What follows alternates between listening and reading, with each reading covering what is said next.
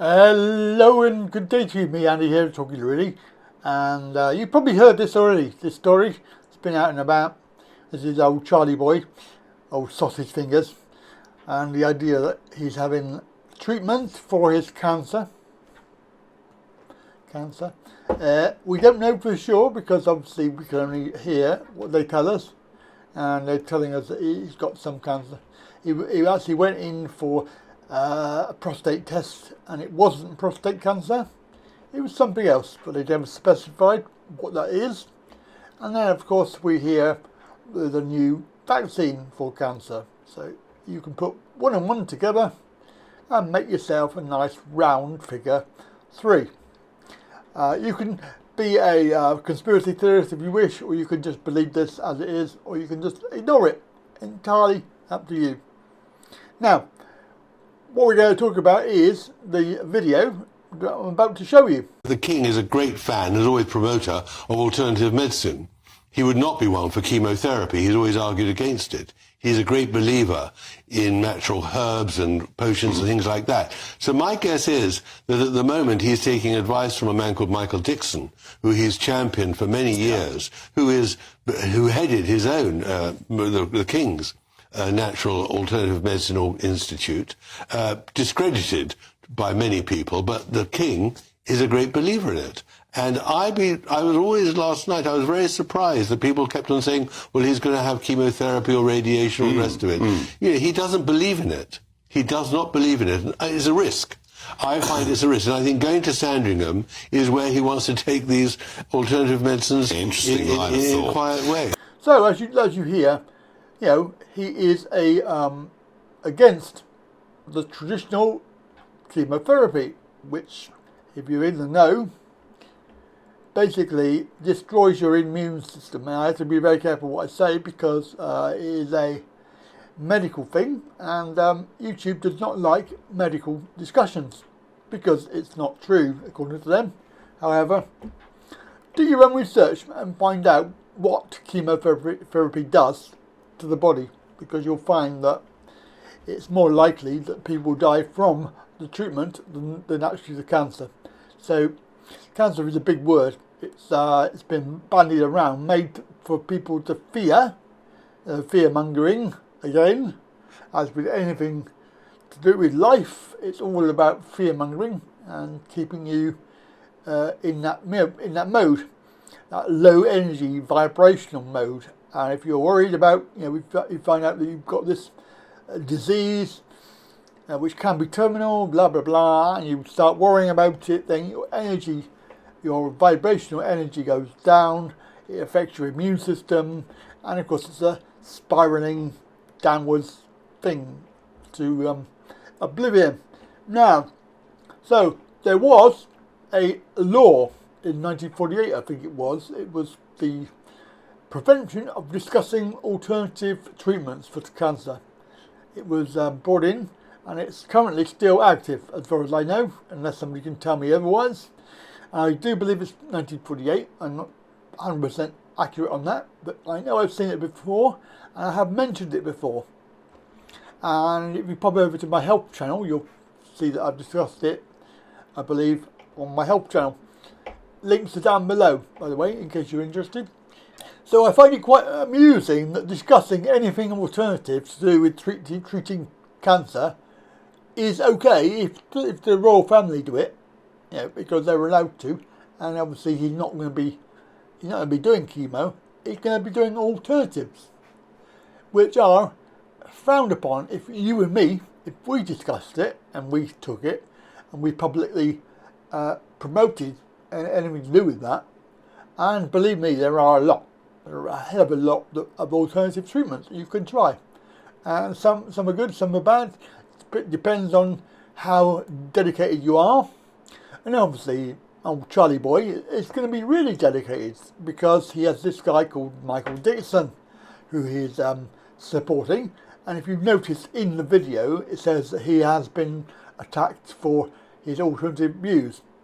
Like many of us, we've been attacked by the mainstream because we have alternative views. Yet it's okay because he's Charlie's friend. So it's fine. No worries whatsoever.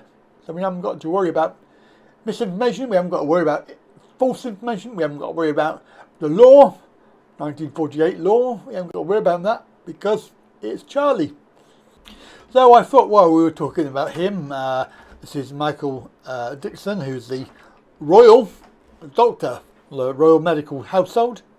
It's this article in the Telegraph. Obviously they're discrediting, they're trying to discredit. We won't be able to read the article because it's actually obviously behind the paying on the Telegraph, but the story is actually widely been out there because it's been around since December. So, but they are obviously pinpointing the controversial alternative medicine ideas that he has, and of course Charlie Boy is not having any chemotherapy because he does not agree with it. He doesn't agree that it works, which pretty much I think every conspiracy theorist person has ever said, ever before, ever in history of alternatives. We've always said that, and now old Charlie Boy is agreeing with us. So we sort of feel very vindicated, really.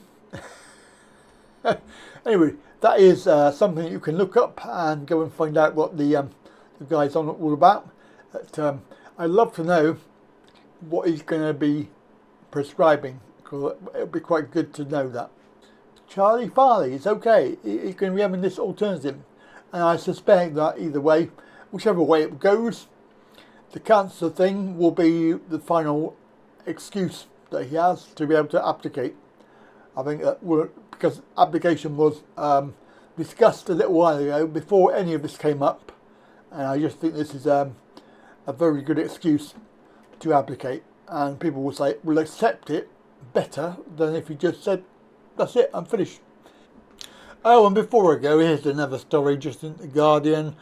It's obviously from before December, but just another example of what they're talking about with the idea of Michael Dixon offering alternative pro-homeopathy. Obviously, homeopathy has very much a bad idea, culture, what's the word I'm looking for? A bad rep, as it were, even though if you believe it works, it works. I know there's a lot of people that really vilify it and say it's a load of rubbish. But hey, you know, it's good enough for Charlie Fingers, or Sausage Fingers. It's good enough for me. So, there you go. It's just another story in the MSM trying to discredit Michael Dixon, who is obviously the royal doctor. Oh, I just scrolled down on that, and it was very interesting. I picked up on this.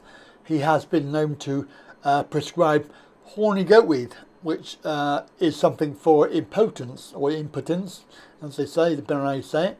It actually is, if you look up what horny goatweed is, it actually does treat impotence. So, you know, they're trying to discredit somebody who's offering alternative treatments that actually work.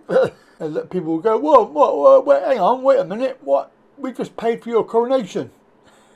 Don't forget, we paid for that. Our taxes paid for the coronation. Think how many millions that cost. And he's going to chuck it away. And then we got to do it all again for the next one. Yeah, remember that? So if somebody says, oh, but he's not well, he's suffering cancer, oh, he's going to die from cancer. That's okay, is it? Wasting millions? Okay.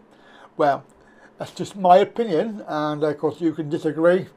Have a little discussion downstairs, as they say, and do feel free to say what you think, but obviously keep it within YouTube guidelines. Be polite, within reason, unless of course you're on Rumble.